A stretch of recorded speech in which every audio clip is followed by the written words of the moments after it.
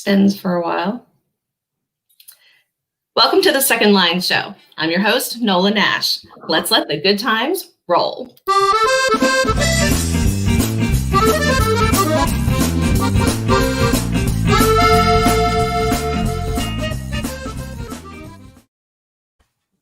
Welcome to the Second Line Show. Once again, I am your host, Nola Nash, and we have got a fun show tonight. We have Terry Lynn Thomas and Mandy Haynes back with us, and we love it when Mandy comes. We've actually been in the green room before the show started talking about our Nashville connections and how fun to have three ladies on the screen here who have that connection and can kind of talk about our stomping grounds here. It's so much fun. Glad to meet Terry Lynn Thomas, who's new to me. Of course, Mandy was hanging out with us recently, and I'm so glad that she's back here. Terry and I are drinking our wine. Mandy's apparently been watching the election results, and she's drained her cabinet already. I'm all out. So Terry and I have got our wine with us. And I would say that, drinking wine is one of my favorite parts of the show, but honestly, it's just a side effect. It's a perk. It's just something that I like. I know it often looks like I'm drinking water, but I was honest with Terry earlier, and I said, looks like I'm drinking water, but most of the time there's wine in that cup. It's a treat for me. This is like, some people have their wind down Wednesdays. This is kind of my wind down Wednesday, I guess. Only I get to spend it with some amazing authors. So we are going to talk a little bit about suspense in women's fiction and then have some fun like we always do. But before we get to the fun stuff, I'm going to let the ladies introduce themselves to you guys out there. And as we are doing that, I want to remind you guys, some of you are already popping into the comments, but make sure that you are leaving comments and questions for us so that we can work those into the show as much as we can. Anything we don't get to, whether you are posting during the show on all of the places that we are broadcasting live, or if you are posting after the show, I know I go back in and pop into the comments to see who's left what and see if I can answer some that we didn't get to live on the show. So keep putting those in there and we'll work those in as we can. As always is the way we do it. Those of you who've been here a while know how this works. So Ms. Terry Lynn Thomas, I'm going to turn it over to you. If you would introduce yourself to the folks, please.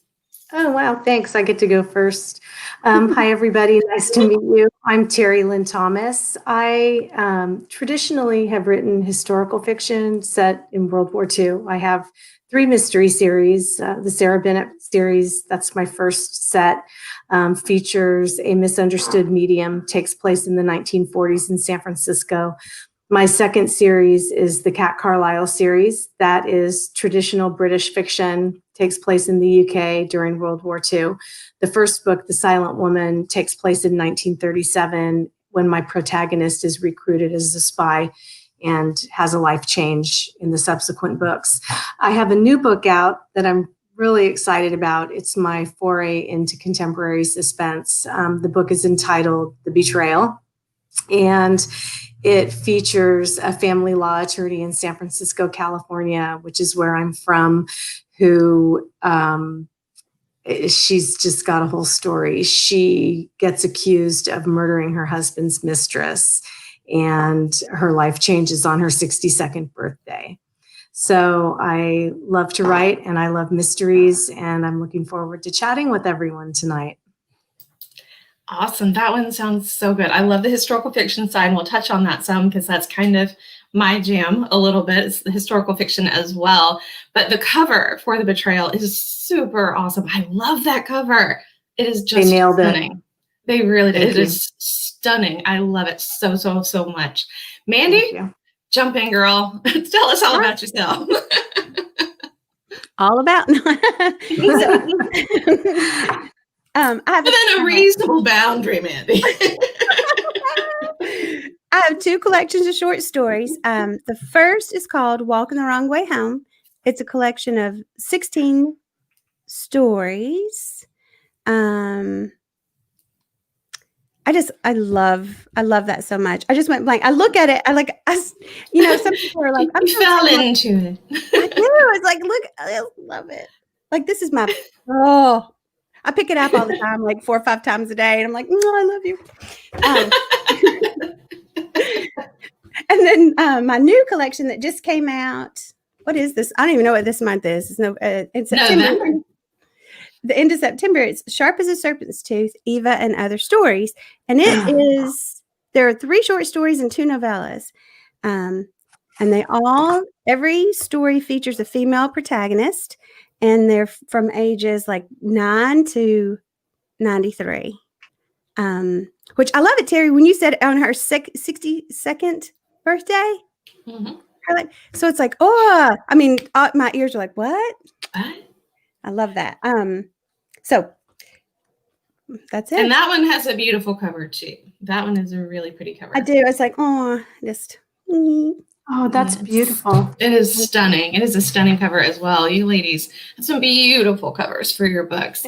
Now, we talk a little bit about, I know that historical fiction is kind of our thing, and I've always written either historical fiction or something with a historical bent to it. I was a history and English double major in college. It's just, I love it so, so, so much. Even teaching English, one of my favorite things whenever I introduce a novel or short stories is giving the historical context for the book, because I feel like if they don't know their history, they're not going to understand why it was written the way it was written, what it means, what the significance is to the readers at the time and to readers now, that we've kind of looked back at it with a different lens, kind of looking back into time to see what that story actually did historically. So, I love the historical fiction side of things, but I know we all have these kind of strong women that we write about as well.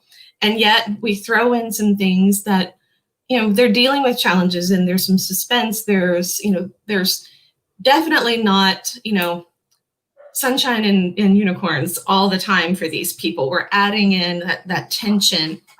And I know there's different areas of women's fiction. There's people who are looking for the family story where everything is going to turn out okay and it's just warm fuzzies. But then there's the side of women's fiction where we're dealing with kind of our own emotions and challenges and all of that. What made you decide to write, especially you, Terry, what made you decide to write the things that add that sense of just kind of edge of your seat, not knowing how things are going to go for these women, and putting them in the situations that you chose to put them into, as opposed to the sunshine and unicorns? I think that overcoming obstacles develops character. And since, I do want to entertain people, so I'm out to give my characters hell. If I do my job, they have a bad day. They have a series of bad days. But I also really try to touch on social issues and issues that women deal with in reality. And especially now with the Me Too movement and spousal abuse becoming and I know that not only women experience spousal abuse, but we live in the world differently because we're women. We just do.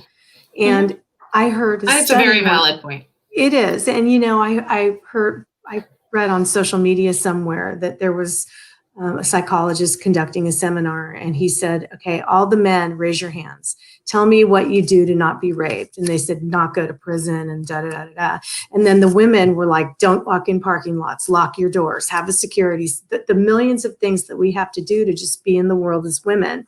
And that is really something that can be exploited into a story, which is what I'm here to do. And then there's the secrets. There's always the festering secrets, and they come to the surface, and I try to bring that all together. And that I'm looking for plot, of course, but my job and my goal, I think, is to have a strong woman who maybe doesn't realize she's so strong at the beginning of the book. And when her world is blown up, by the end of the story, my hope is that she knows she's stronger, or maybe she knows she's not, she knows what she isn't. And maybe that's part of knowing what you are. And I really try to spend a lot of time on plot. I mean, I do all the left brain stuff. I plan all this out. But my goal and hope is that when I add the bones and the flesh, which is the story and the emotion and the character, that's really what I want to leave people with. So that's what I love about edgy fiction. And it's what I read, and it's what I watch on television. So I love that. Yeah, and I love what you said about who she knows what she is, and then she knows what she's not. Right. And I love main characters that are flawed. I tend to get bored with books where it's this perfect little person who's thrown into a problem, but the perfect little person is going to solve her way out of it. It's like, that's not relatable. That's not who we are. And that's really, as a reader, that's not somebody I'm pulling for. You're almost then pulling for the bad guy. Like, okay, she thinks she's so perfect. Let's see if we can actually knock her down a peg. So for me, I like the fact that they're thrown into these situations that maybe they can come out of them, but they don't necessarily come out of them all neat and tidy. They've had some part of them kind of chipped away by the process, but it's been replaced by something else. It's kind of like, when the pottery is broken and the whole Japanese process of putting it back together with gold and, building something that is broken but beautiful out of it, knowing who you are and creating the strength, like they always say about a broken bone, when it comes back together, it's mended stronger there, they supposedly. But, if you kind of break these people down just a little bit, then they come back in a different way, and having that character that actually can change through the experience makes it a bit more interesting to read to the reader than someone who's just marching through a plot point. That's where's the interest in that? Where's the motivation to continue turning the page if we don't give them a true challenge to face? And aren't we all, as a reader, kind of reading it as if we're the ones facing the challenge and we want to get through it, but we know that we wouldn't get through it perfectly either? So it feels better when we watch them fall down, we watch them struggle and come out of it stronger, better, and different. Sometimes it's different. Life does that to us. And I know, Mandy, your stories are very similar. Your characters are facing lots of different things as they're kind of going through things, and a lot of family struggles and things as well. How do you kind of decide what scenarios you want to put your characters in? Well, I've always been somebody that pulls for the underdog. Like, gosh, as a little kid, it was like, the people that might have lived on the street, the older people, and you're riding your bike or whatever, and you just see these people that don't have any family. And I don't know, I've just always been pulled to those types of people, and you just know they had a story. You just knew they had a story. And then working in, I worked as a cardiac sonographer for 16 years at Vanderbilt. And meeting all these families and these kids that were going through so much stuff, and their siblings, and it's like, so you got to know all of them.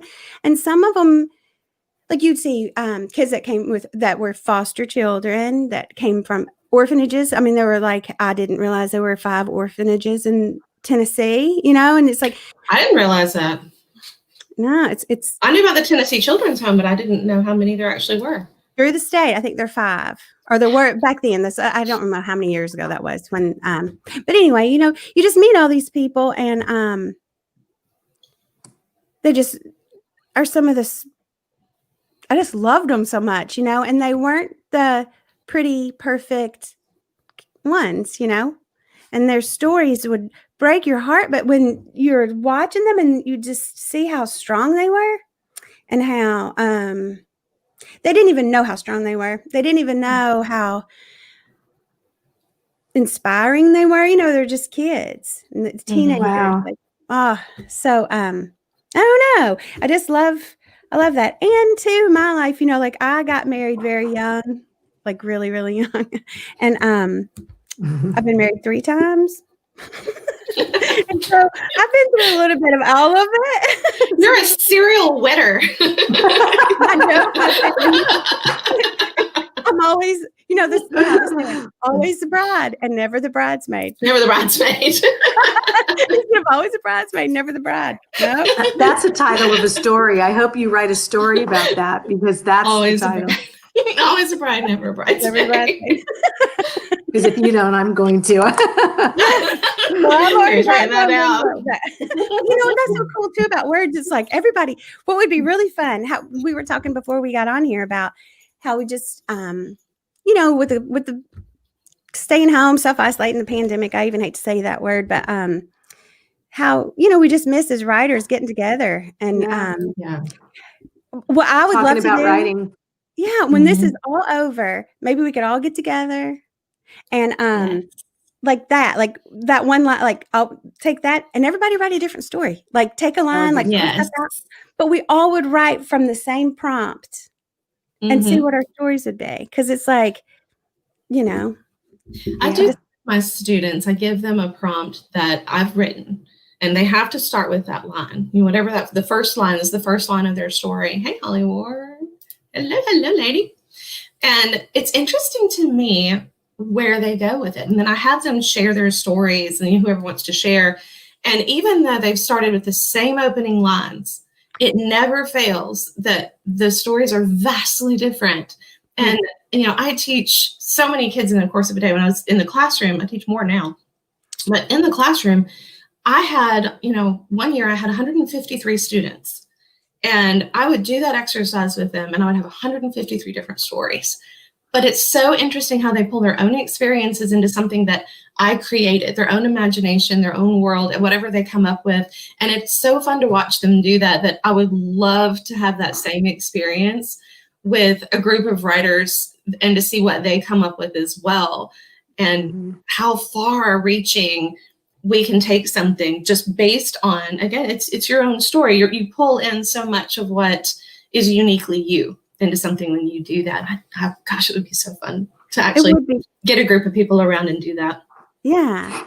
How old are the kids that you teach? They're 8th graders. So they are Dr. Jekyll and Mr. Hyde. Hormones. They are a sea of hormones. Yes. So the turning tidal wave of hormones. Wow. But they're also at a fun age, though. I like teaching 8th grade. I taught 7th grade. It was fun too. But I taught 3rd grade. I spent a whole lot of time tying shoes and wiping noses. But I love 8th grade because 8th graders are young enough to get your humor and your sarcasm and not roll your eyes at you. Like they're at this unique age where they actually get it and then still think you're funny sometimes. So, I love 8th graders. They're a lot of fun. And they're at that weird age where they think they know everything, right? Oh, yeah. So when they write stuff, the ones who are confident in their writing are really confident in their writing. And they come up with some crazy stuff. And then, it's like crazy good. And then like totally crazy, like out there, wild, just brilliant imagination that you're going, God, I remember when I had an imagination like that. What has happened to me? I've just reined it in so much, and you become so jaded that you forget to just let your mind fly sometimes. And they're still at that age where they're just going to just let her rip whenever they get there. And I have had stories that have ranged from the wildest things. I started with something absolutely mundane, and we've had everything from, just really touching, heartbreaking stories to Jesus in a bar. We've had. Oh my gosh. And when 8th graders write about a bar, they don't know anything about a bar. So they think really they do. funny. What they think they do.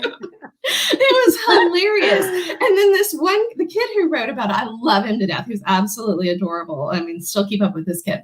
But he wrote about it, and it got to be so funny because his own innocence just shone through his writing because he has Jesus drinking a beer with a straw.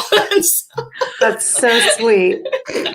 I'm sure his parents wouldn't appreciate that. Yeah, right. They wouldn't appreciate it. Well, it was funny because I actually talked to them about that. And I said, no, his story was adorable because he's got this whole bar thing, and they're all in this bar. And then he's got like Mary and Joseph over here. And like all these like people from the Bible were in the bar. It was like, what happens if you take Bible characters and throw them into a bar? What are they going to do? And so it's this whole story. And she's like, oh my gosh. And I said, but it's okay. Don't worry about it. He had Jesus drinking beer through a straw. And she goes, oh, thank God. He doesn't know anything about a bar. It's like, yeah, you don't have anything to worry about. His child's not doing anything wrong.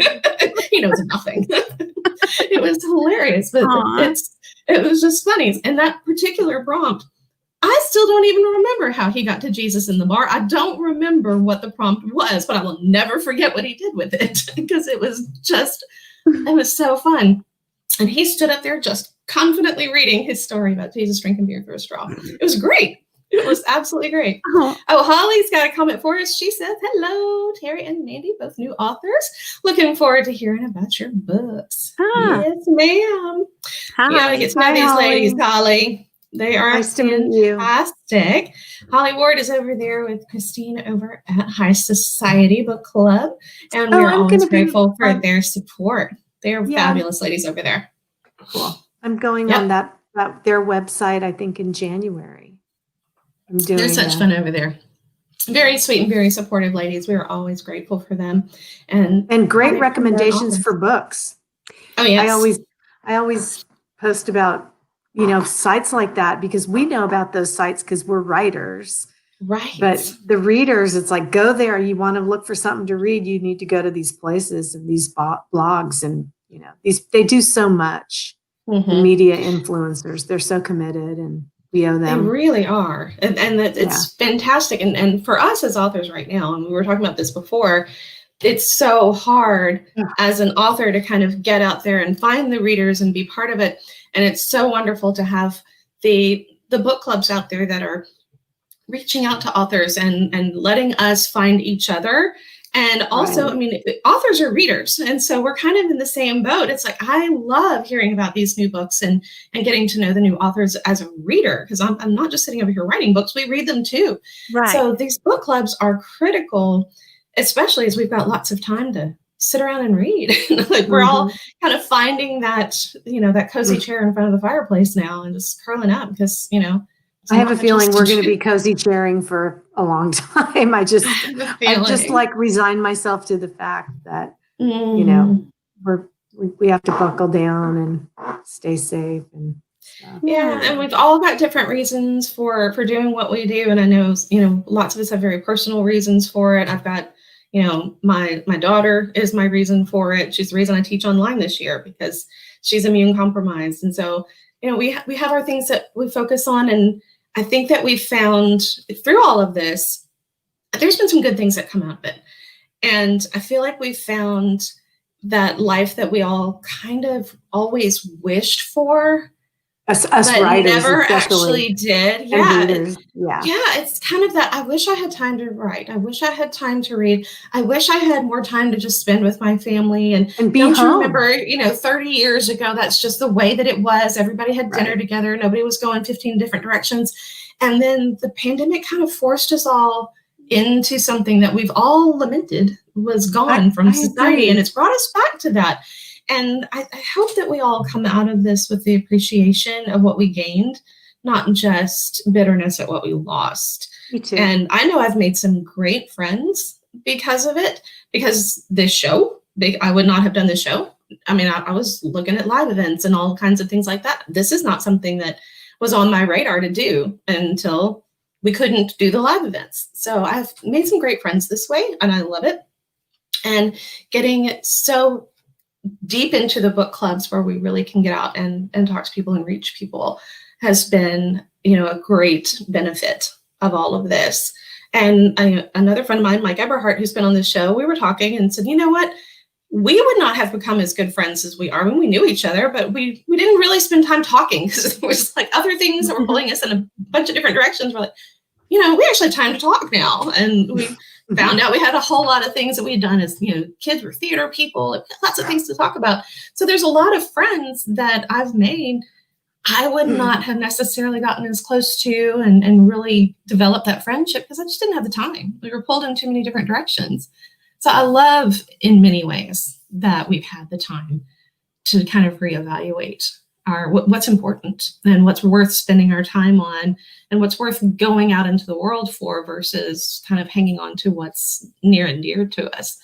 And I'm going to look forward to going out into the world one day. Don't get me wrong. I'll be very happy to get out and about again because I do love doing those live events. I do like being in person with people. I'm a hugger, It's like I don't know if I'll ever get to hug anybody again, and that's just gonna be like you'll just energy hug. You'll just kind of hold up your hands and like air hug. Yeah. I have to do a lot of that because I like being around people.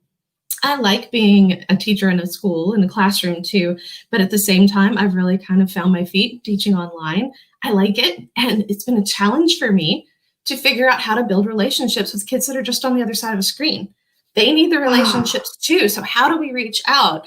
And I think a lot of me being able to do that, and I've kind of taken lessons from what I've learned from the book reviewers and watching those things and the interaction in those book clubs and doing things like this, to know that you don't have to be in the same room with somebody to have that connection with them too. It's the work that you put out, and it's what you put into it, and that's what you get back. So I think it's been an interesting experience. I really think it has. What have you guys discovered about yourselves, maybe that you just hadn't really thought about prior to all of this? Or was a discovery that maybe, or something that was important to you before that maybe you've changed your priorities in some way?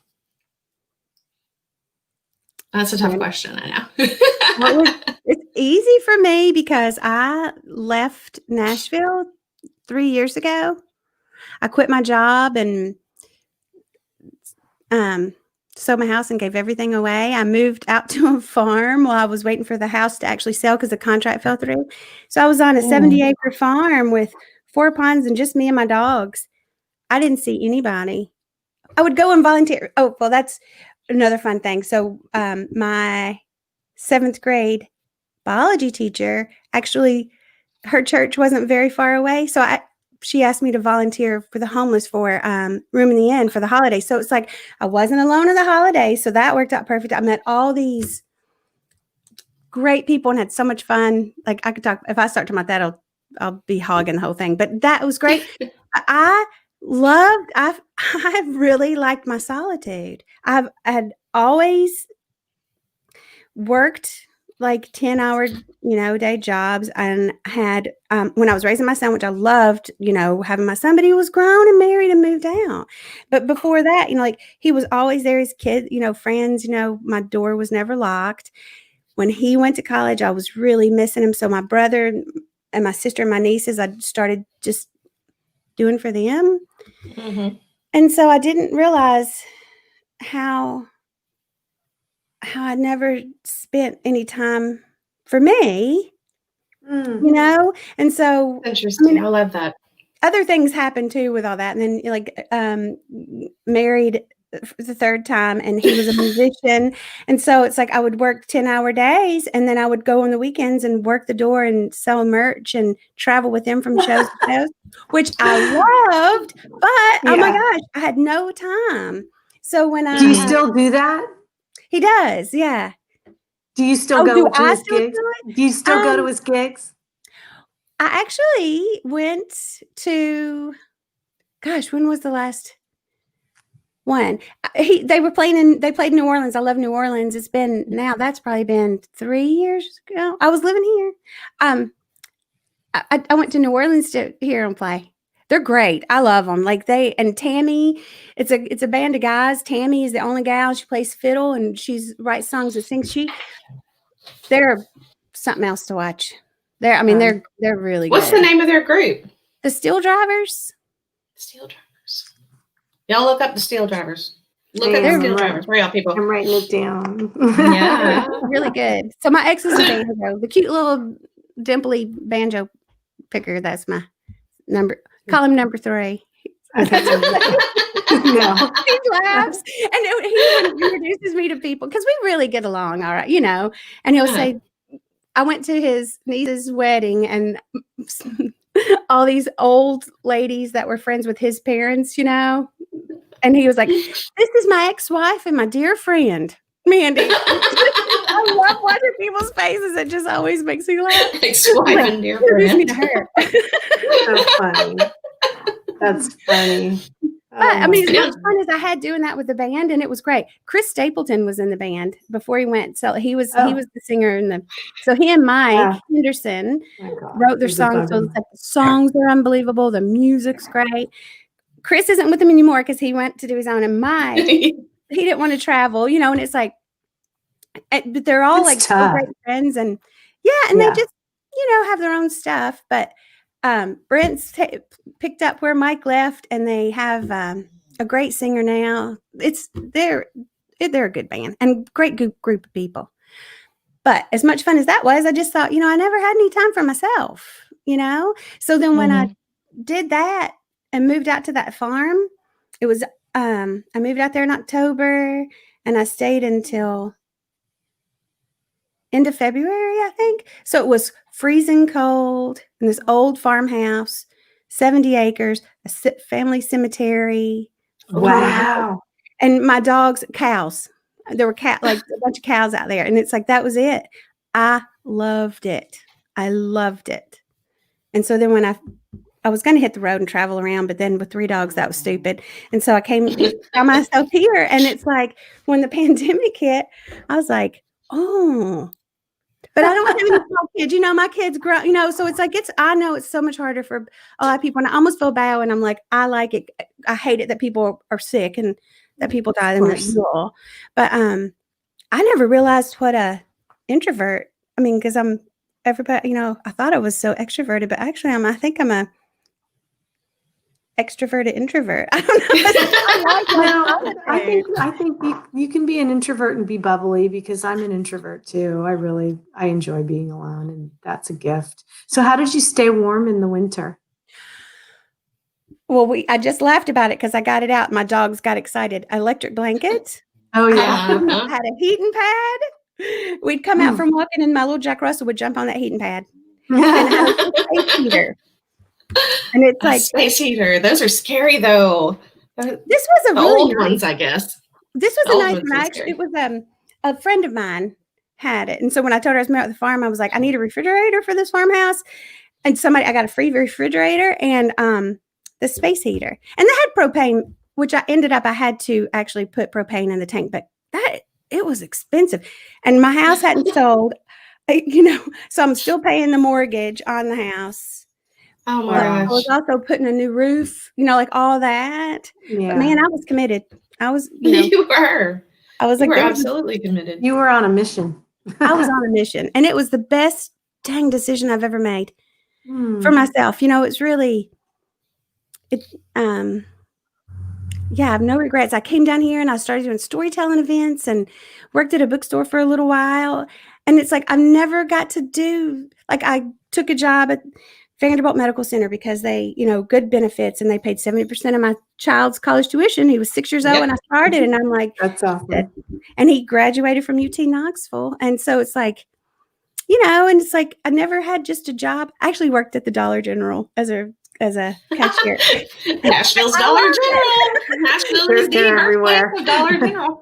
There are characters everywhere. And it's like, everywhere. So it's like, actually, it was, to me, I was so excited. I'd never, you know, had a job that I'd always, you know, stressful, really hard, stressful jobs.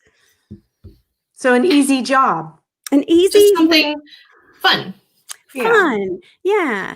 And where you didn't go home and, that's cool. So anyway, and then so when the pandemic hit, I volunteered my hours at the bookstore first because I was so scared. You know, I didn't want them to have to put some, ask people to shorten their hours because, you know, we weren't sure what was going to happen, you know, how bad it was going to be. Luckily, they're doing really great and they're busy, but that's good. I was going to ask how they survived.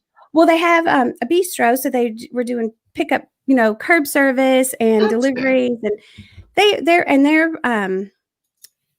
they're very inventive and very hardworking people. So they were doing okay. But I mean, it helped, I guess, you know, me giving up some hours because there were other people that had, you know, student loans and other stuff, and I didn't.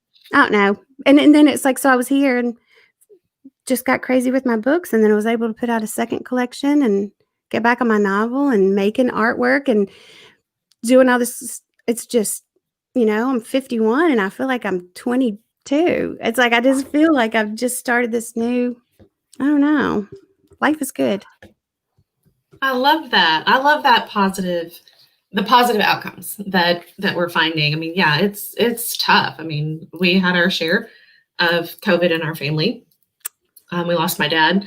My daughter had it in college. I mean, it's hard, but at the same time, I don't think that he would want us focusing on what was tragic about this time. That wasn't my dad either. I mean, he would look for the fact that we have come together more as a family and that we're clinging a little tighter and, you know, finding those those special moments that we always had before, but we didn't necessarily cherish to the extent that we do now. I mean, we didn't have our family game nights for a while, and everybody was very, very afraid of that. And then we kind of came back to those and kind of figured out ways to work them. We actually set up a Zoom family game night with my nephews one time. That was fun to have them actually leading the games that normally they kind of play for a few minutes and they go upstairs and they play and they come back down, but they were in charge because they were using Zoom at school. And so they knew how to do it. And it was like, oh, we can be in charge of family game night. Aww. And so I thought about those moments and I thought about what my dad would think about that. And, I just kind of was imagining him just kind of sitting there, just laughing at the boys and laughing at us and really being grateful that we were finding these ways to still be together. And I think that's kind of what it's all about. I think we've found ways to harness our creativity into a variety of different ways. And I think some of the things that have come out of it because of the, human perseverance, but we're going to have quality in our lives. Come hell or high water, we're going to figure out how to do it. And we've done it. I mean, there's a lot of things that we miss, but man, sitting there playing Pictionary with my nephew, drawing on a whiteboard on a Zoom screen was like so funny. And I thought, why haven't we always been doing this? Like it's hard to get together with them, but we would have an hour. We could pull an hour, one night just to sit down and play games with the boys. We don't have to drive an hour to their house and drive an hour back. Why aren't we doing this? We could do this more often. Idea. And actually do those things. So I think it's the creativity that has come out of it in so many different ways and understanding that it's okay to be alone. Yeah. I think so many of us didn't really realize that. And I'm guilty of it. I am so guilty of that. I'm guilty of, finding ways to spend my time that, I just didn't really understand that it was okay to just be by myself. And now I really look forward to it. I'm just like you, Mandy. I've decided I like it. I have figured out what kind of feels good to me to be by myself. And, I'll go be with my mom and, kids and stuff. And it's like, okay, well, we'll have that time. And then it's like, I'm going to go do this. Just me. And those times feel good. And so I think that has definitely been something I've gotten out of it too. I'm very much a people person. But it is also okay to want to be by yourself and to enjoy that time and to learn to embrace it, which was something I had to do. I was not good at that before, but I've learned to embrace that time by having to embrace that time, I guess. What about you, Terry? Do you find that being alone can rejuvenate and refill your creative well, or is it an effort? Like it's like, okay, I'm going to be alone. At first it was an effort. At first it was, I should be doing something else. Where should I be? What should I be doing? And actually allowing myself to not only be alone, but to be alone and still, and to not do stuff, not do laundry, not get up and clean something, not feel like I need to check in with somebody, just be alone and be still. And I think that was one of the greatest lessons that I have learned, that being alone and being still is what's going to rejuvenate me enough to the point where then I can pour back into the things that are important to me. That whole phrase, if you can't pour from an empty cup, it's allowed me to actually have that permission, give myself permission to just stop and to be for a while and know that often is what we need more than anything else. And it kind of recenters. It kind of reframes whatever it is that I was thinking about, whatever I was doing, and kind of taking those moments, and I can approach whatever it is that I'm writing, whatever I'm working on differently, and often kind of get those juices flowing again. Because again, it's very hard to pull from a dry well. It's just not going to work. And so often it was, I need to write right now because this is the time that I have. And then and then I got to go do this thing over here. And I was just, I was forcing things, and that was never my best writing. And I'd always end up backing out of it and starting over and kind of finding those times where the words were just going to flow again. And that to me is my better writing, when the words are just kind of coming through me and not being forced onto a page. And by learning to kind of be okay with being alone and kind of finding those moments of solitude to just recenter is definitely helping on the writing front. And it took months, I tell you, for me to actually learn how to do that. Because I was always looking to the next stressful thing that I needed to figure out. And oftentimes I was trying to tackle problems I could not solve. They were not mine to solve. Yeah. But I was so focused on them that I couldn't step away and actually say, okay, here's the problem I can solve. Here's what I can deal with. Here's what I can adjust and make better. Not those things out there. Other people have to work on those things. So when I finally learned that lesson, and it was, I never would have learned it having not been in this situation. It's been good. Yeah, that's interesting. I've always enjoyed being alone. My sister's 10 years older than I, so I was kind of an only child. She was out when she was 16, 18 going to college. I was 8, But being alone as a writer is a different alone because you're working and you're flowing and you're in your groove and you're utterly alone in there. And that's a hard thing to learn as a writer, even if you're comfortable being alone. I think, the story comes and, I write full time now and, I have to write a certain amount. I mean, I have to write, it's my job. And then there's the balance of, some days I'm not going to do it, but some days I have to do it. So you do it, you have to find that dance. So, you want to take care of your muse, but you want to be productive and professional. And I think during the pandemic, it was the house dynamic was interesting because my husband's a musician and a music teacher. He teaches in the public school systems where we live in Mississippi. And of course, after the pandemic, he was home and his gigs canceled. And as the wife of a musician, I spend a lot of time alone, which is great because I'm a writer, but we had to I'm going to go in this room and you go in that room and I'll see you at 5. Right. And so we had to learn to negotiate, space. And because I write for 50 minutes and then I usually go take a walk and, I do try to do that 3 or 4 times a day, Monday through Friday. That's kind of my routine. And so learning to negotiate space with him was huge and great. And what struck me, because when the pandemic first hit, I was terrified. My sister's a nurse. I come from a family of nurses. I got how this could be. This could be bad. Right. It could have been really bad. And maybe it is, it is still bad, whatever. That's not what we're here to talk about. But I didn't want to get it,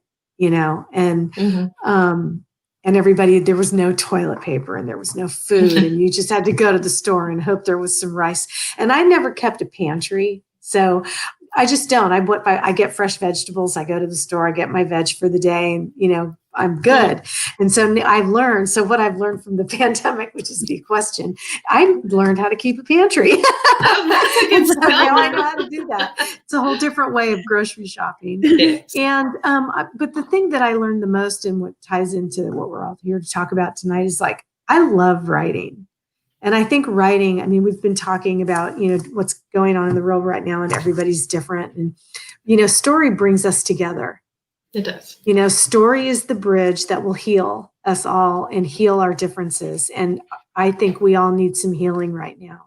And I really learned since March, I miss my friends. I have this group of women and we go out to dinner on Wednesday night. And I have very few, but very close friends that I love. And they're scattered all over the world. But I have 2 groups of women that I hang out with here in Mississippi. And I have seen them maybe 3 times since March. And I've realized how much I love to write. And I am so grateful that I have writing, even if it's writing in my journal, but I have stories to make up and I've used it. I've used the time. I've used the time to really this is what it looks like. This is what it could look like. This is what our future could look like for a while. And I'm teaching myself to live and sit with that because here we are. And I hope we can fix it because I worry about everyone. Yeah. I worry about everybody. I worry about their families and their kids and their grandparents and their state of mind and everyone, we're all so connected. And I've learned so much about story because I've been I could write 2 hours a day before the pandemic, and then I'll grab my dogs and meet some friends and go for a walk. It's just like, it's what we do. I think it's American. It's an American thing. I'm busy. We're busy. We like to be busy. We work a 40-hour week, and then we do on weekends, and there's the third shift at home, and blah, blah, blah. Oh, yeah. And it's just been so fabulous to just slow down. I mean, it's just such a lovely pace. And did you guys see the pictures that were on the news of Los Angeles with no smog? Yes, really so clear and blue. Yeah, It's crazy. Mother Earth took a breath, and maybe collectively, I hope we did. I hope we did. Collective. We did. Wouldn't that be nice? It's just like if we could just all take a collective breath and just like, let's just reboot now and go forward with a different way of being in the world. But and I love that what books can do for us too. And I think for us, it's writing the books and kind of disappearing into that world that we want to create, whether that world is rife with trouble and conflict and characters that have to escape things, or if it's just sort of Hallmark Christmas movies. Hallmark Christmas movies. I mean, I feel like we have a unique opportunity here to take the time and dive into those different worlds and the world that we want to be in at that time, as opposed to the world that we have to be in every single day, because we have those obligations and what books and stories and all of those wonderful things can do for us as an escape, and to kind of give ourselves permission to take that time to read those books, to live in that world for a while, to enjoy the stories of people coming together when we're forced to be apart, and kind of hang on to that part of ourselves in that way. And, even if we're just living vicariously through book characters, we thank God that they're there, and thank God that so many people are still writing these great stories for us to have those experiences when we physically can't. And I love that. Me too. And I will say real quick, because I know I already said my thing, but I have been unable to sit down with a book. I've been doing audiobooks. Audiobooks are great. Yeah, I just can't read right now. But I listen to audiobooks. I listen to like one a week. That's my new thing for now. And it's been since the pandemic. So that's something I've lost. I just don't want to sit down with a book. I want to I want someone to read to me. Aww. I just, I want to be read too. Anyway, I've really kind of gotten attached to audiobooks a little bit myself too. I did a little ARC reading. I read for Laura Kemp. I did her ARC, Snow and Summer, which was really good. That was really one of the last, that was the last book that I actually sat down and read, but I've been doing audiobooks too, because I kind of like being able to just take them with me, whatever I'm doing, wherever I'm going, they're with me, or in the car as I'm driving around. I love it. I have to plug my computer in. I'll be right back. Okay. All right. I'm so glad you said that, because I'm going to start working on my stories. I'm going to put that on my books on audiobook. Oh, wow. Yeah. Puppy dog. Pearl's having a fit. Hi, Pearl. Say hi. Pearl, welcome to the show, Pearl. Oh, Pearl is a kissy face. Oh, my goodness, Pearl. Oh, rotten. Okay, Mama, just sit. You can sit up here with me if you be still. I don't think Pearl's going to just sit. I apologize for that. I thought I was going to do this gig with my phone, and then I ended up using this computer. I did. I'm sorry. Anyway, I'm all plugged in. I'm all plugged in now. Pearl made an appearance over here. Pearl's come to join us, so she was getting some screen time. Let's see Pearl. Oh, hi, Pearl. Pearl. What a cute puppy. Oh, my goodness. Hey, Pearl. I had a guitar named Pearl. I had a guitar named Pearl. My daughter's got it now. Are you a musician, Nola? Do you play music? I picked around a little bit, but two of my three children are amazing musicians. My son is a jazz guitarist, and he can play all kinds of things too, but he's a jazz bassist and guitar. And my daughter, my youngest daughter, she's amazing. She can, and even my son says she's gonna be better than me. Like, he's 22 and she's 14, and almost 22. And she can play bass. She plays acoustic and electric guitar. She plays ukulele. She plays piano, and you hand her an instrument and tell her, go do something with that, and she'll come back and play something for you. Wow. And she writes her own music. I Wow. sang, I was always in choir and musicals. I was a theater kid, so I did musicals and things like that. I always wanted to play, and so I had a guitar, a little 2/3 acoustic guitar, and it had like a mother of pearl inlay around the hole there, so I named it Pearl. And so I have my little acoustic guitar, Pearl, but now Luna plays it, so she's got Pearl. I named her Pearl is for her the rescue, and they couldn't find her paperwork. Long story. And so they couldn't tell me what her name was or anything about her. And she was really skinny. She was pitiful. And she looked like a little freshwater pearl, like really naughty, bumpy, like, she was so cute. And then come to find out, like 4 months later, they found her paper and her name was Minnie. So her name's Minnie Pearl. Oh, that's hilarious. Perfect for somebody from Nashville. Yeah, we laughed about that so much. My little sister found, so it's like, she's Minnie Pearl. I love it. All right, so quickly, we're going to go into a story for you guys, a New Orleans story. I always do the New Orleans history and mystery. And cool. I'm going to tell you about when the devil lived in the Garden District. So the devil might have gone down to Georgia, but he lived in New Orleans. So the devil had a house, and it was in the Garden District on St. Charles. So in the 1820s, legend has it that the devil decided that he was moving to New Orleans, seemed to like it there, and he built a house. Now this house was truly bizarre. Now the house actually existed. Whether or not the devil lived there is up for debate. But the house existed at 1319 St. Charles Street. And right now what sits on it is a hotel. And I'll show you a picture of the hotel here in a minute. But around 1840, apparently the devil took up a wife named Madeline Freneau.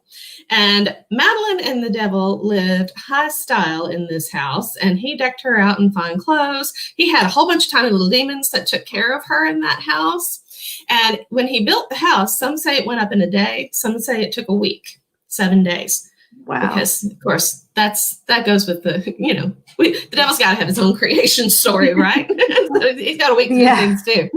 So he builds a house, but each of the rooms was on a slightly different floor. So it kind of, the description of it reminds me of the Winchester house in California, where she just kept building things and little stairs that go to nowhere and stuff.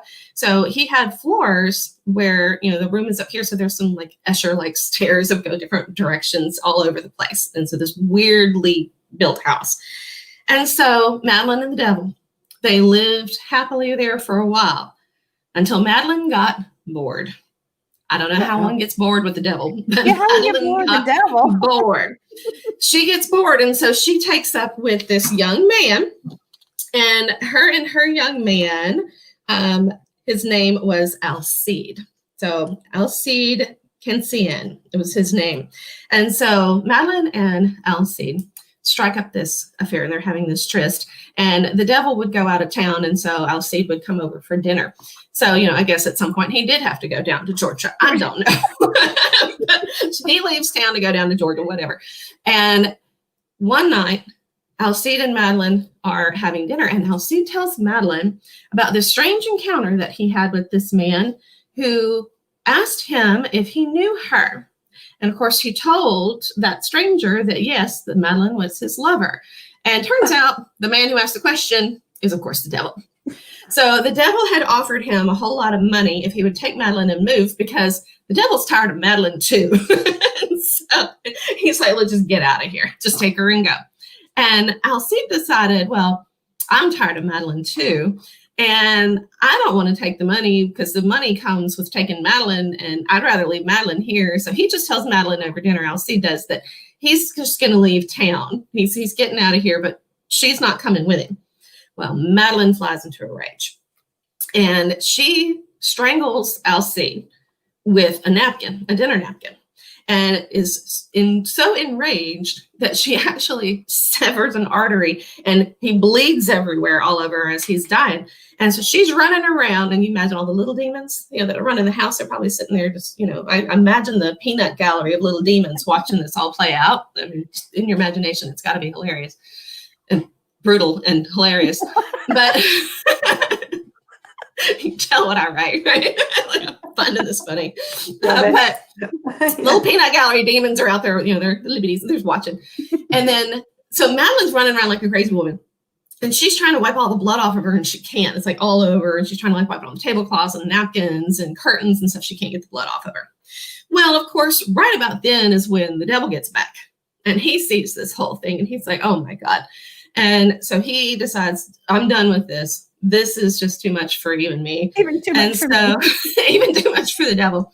So he kills Madeline, and he takes their bodies and he takes them up onto a balcony, and he eats them and tosses their skin into a back alley. So the devil's decided he's done. Like, we're done with this. And he leaves town. So now that he's disposed of Alcide and Madeline and their skin, he goes away. The house kind of falls into ruin. I can tell a real scary story, y'all. This is good. I love it. I love it. I don't know why these stories are horrible. Always end up funny to me. So, devil leaves town. He goes away and never to be heard of again. The house kind of falls into ruin. It's like all dirty and just, overgrown. I guess nobody wanted to live there. I don't know. So after a while, though, it has a few owners, and of course it turns over and over and over because nobody wants to live there. Because what actually happens at sunset is, as the sun sets, the whole dinner tableau plays out again, over and over and over again. And so this ghostly table that took up an entire room, and which was its own floor. So the whole massive dinner table appears along with Alcide and Madeline, and she's killing Alcide with the napkin and running around like a crazy woman trying to wipe the blood off of her hands over and over and over again. Every night, this whole thing plays out again. And so people freak out and they won't live there anymore. Well, then eventually the property gets bought by the daughter of, here, hang on, let me get to him. I want to get his name right. Because General P.G.T. Beauregard's daughter and her new husband buy the house. And she loves the house. She falls absolutely in love with the house. Now, she's used to living in a haunted house because General Beauregard's house is another house in New Orleans in the French Quarter that's haunted. And so she's cool with that. That doesn't bother her. And so the tableau plays out again and again. The husband, however, documents it. And the whole reason anybody really knows about any of this is because he chronicled the repetition of all of the hauntings that were going on there. So he had a diary that he kept that would talk about it. And so he would talk about the whole scene, everything that played out. There were people would hear like doorknobs rattling, like somebody trying to get into the doorknob, in the door, but the doorknob wouldn't open, and smoke, like the smell of like a fire kind of burning out, would fill the house even when the fireplaces were all cold. And so like all of these things that they would experience. Now, this man, he bought the house. So it was 1840 when the devil took up with Madeline. 1878 is when Little Miss Beauregard and her husband, Charles Clarendon, who was from Atlanta, bought the house. And so he stayed there for a long time. Now, she died in 1884 at the age of 34 in childbirth. But he stayed until 1909 in the Devil's Mansion. And all of these things going on. So it's recently as 1909, that house was still there. And it's not there anymore? It's not there anymore. So after he left the house, it kind of went through owners again and then eventually went into ruin. And now what stands in its place is Maison St. Charles Hotel, which is a beautiful little boutique hotel. You stayed on the property of the Devil's Mansion. Oh my goodness. So there you go.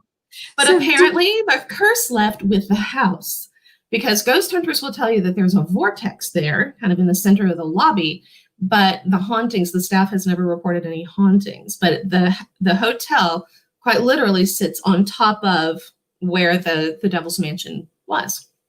So it is the same address. It is 1319 St. Charles Avenue. Whoa. So there you go. Story. That's a great story. So did you research this on? You did this. You love it. Oh yeah. All of this, every show that we do, I always tell a New Orleans history and mystery story. So I try to find kind of the quirky, weird stories, because New Orleans is full of them. And so I always research a different story and tell a ghost story, tell some sort of weird, quirky story for the show every single time. That's awesome. That's Yes. great. That was so much fun.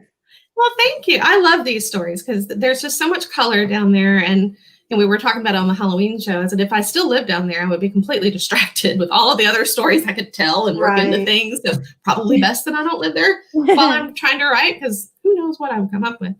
And one more thing is our Louisiana Lagniappe. So Lagniappe, of course, is a little something extra. So here's kind of our Lagniappe pop quiz. If you had the choice, would it be girls' night out or girls' night in? And we were talking about things we can't do anymore and getting used to ourselves, and our solitude. But if you had the choice, if you could do either one of those, would you choose girls' night out or girls' night in? And what would you do for either one of them? I'm a girls' night in person. I gotta say, I'm girls' night in. I'm game night and movies and popcorn and pajamas, wine. Not so much a go out, go clubbing. I'm not hitting Broadway anytime soon. That's not me. We'll leave Broadway to the bachelorette parties. I would like to do like a writer, like have a girls' night in and do like a little writer's thing. That would be fun. I would like that. I'd be down with that. Really fun. Now, I know you've got girlfriends that you go out with, though, Terry. So would you prefer that group out, or would you prefer to kind of bring them in? I'd prefer to bring them in. I like to cook, and I would like to cook for people. I love cooking for people for fun. I don't have kids, so I have never had to have the dinner on at 5. I've never had to do that. So cooking is a joy for me, and I like to cook and pair with wine and stuff. So, and I do that. We get together at each other's houses and stuff. It's fun. Oh, nice. All right, girls' night in at Terry's house. This is what we. Yeah, come on, y'all. You're invited. You're invited. That's what we're gonna do. I'll bring the wine. We are. Cheers. Mandy, next time you have to have a cocktail, Mandy. Bring your beer.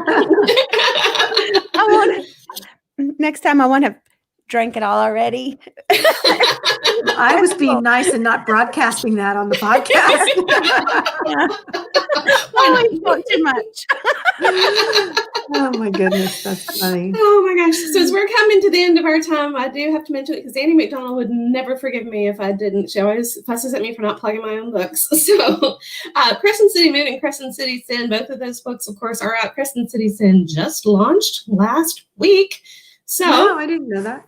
Yeah, it's super exciting having that launch out there. So go ahead and grab your copy. They are both available on Amazon and, of course, other places. But, go ahead and let's buy some books from Amazon and see what we can do with that algorithm. It's always fun to play with Amazon's algorithm. Let's go freak out Amazon's math. Go buy some books. Post your reviews if you haven't had a chance. Reviews, of course, make the book world go round. So we always appreciate it when reviews go up. And I know some folks steer clear of their reviews, but I always like to hear what the readers think and what they like to say. So I do like to go in and check those out and appreciate them very much. And I know all the authors do. So please, folks, go leave a review. If you've liked a book, anybody's book, not just my book, anybody's book, go leave them a review because they do appreciate those. We had a couple of guests who were not able to show up tonight to be joining us with I'm down at the bottom of my glass of wine, y'all. I can't talk anymore. So we have a couple of books up here from C.M. Santoro and Laura K. Curtis. So also good books and lovely ladies that we will have on another day. But are those beautiful covers we were talking about with the betrayal and, of course, Sharp as the Serpent's Tooth. Gorgeous, gorgeous covers. And please support our authors. Go find your next read. Support a local bookstore if you can, or go to Amazon. Even if you buy at a local bookstore, you can still leave the review on Amazon. That is okay. They will let you do that. Or Goodreads as well. But of course, most of us in the book world want to see those small bookshops stay open. So even if you have to order from them, guys, you can order from Amazon or you can order from a local bookstore. Go support those folks. They are doing so much for authors and for readers alike. So please, please, please support them as well. And as always, thank you, ladies, so much for spending your evening with us, taking an hour out of your night and just hanging out and just chatting away. I love this. And I know lots of folks, even if they don't get to watch it live, I know that they go back and they watch it and enjoy the heck out of the conversations. So thank you so much for being a part of this evening. And you're both welcome back on the show anytime you've got something new coming out, or just to come and hang out. It's so much fun. Like, hey, Mandy, come hang out with me. I didn't know you read ghost stories at the end. If I don't come back, I'm going to watch it because I love the ghost stories and the historical research and stuff. Mm-hmm. Oh, there's always, because historical fiction, I mean, my books are set, the Crescent series, the Crescent City series is set in 1829 New Orleans, 1830s New Orleans. Okay. I have another book series that will be launching soon. Thank you. That is 1850s New Orleans. And then I have another series that is, the first book is called Traveler, and it's more modern. However, she's being pulled back into memories of past lives. And so the history loops back through even the more modern one. So that, I can't get away from that history and English double major. I will constantly weave those two things together because I love the history so much myself. And I get wrapped up in the research, and sometimes I have to pull myself away and actually do the writing that I'm supposed to be doing, because I end up down, all these little rabbit trails because I love the history. But yes, all of the episodes, speaking of, to go find any past episodes, if you want to go back and see the ghost stories that we tell, or any of our past guests and our fun conversations, the Second Line show does live over there on Nola Nash Entertainment on YouTube. So past episodes are there for you. Feel free to go back and watch any and all of those, and leave us some comments, and we will try to get back on this. We've got lots of folks who are hanging out with us, and here's Alicia over here. Well, thank you, Alicia. You've been here all night, and that was so fun. Donna, enjoying the chat. Thank you, Donna, for joining us as well. And of course, Holly, hanging out as well. And Holly, we appreciate everything that you guys do over there at High Society. So thank you so much for hanging out with us tonight. So ladies, thank you so much. It has indeed been a fun night. Come back any old time you want. Thank you so much for having me. Oh, you're so welcome. All right, guys, this is it for us tonight. Thank you so much for joining us. Have a good night. No.